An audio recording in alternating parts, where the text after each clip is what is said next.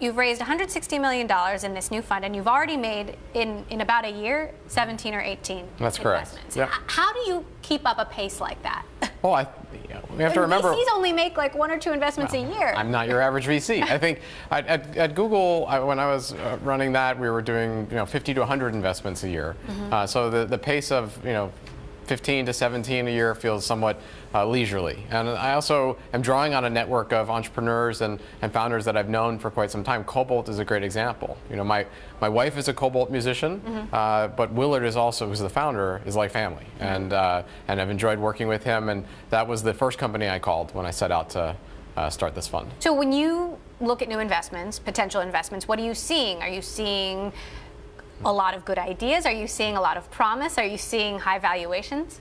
Definitely seeing high valuations. I'm seeing the market has changed tremendously in the last 5 to 10 years. I think it's changing in a way where it may not change back. By that I mean SoftBank is out there with a almost $100 billion fund, which causes a lot of strange behaviors for startups. It compresses returns because valuations then go up somewhat artificially. And I'm also seeing changes with regard to cryptocurrencies and coin offerings that may obsolete a large part of the venture business. Really? How so?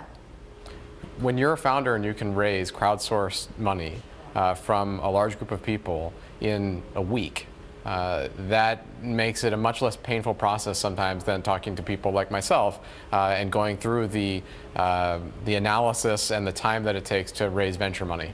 And that's a more attractive proposition to a lot of entrepreneurs, and it's going to change the business. So how dramatically do you think this could impact Silicon Valley? Oh, I think that these technologies are likely to fundamentally shift.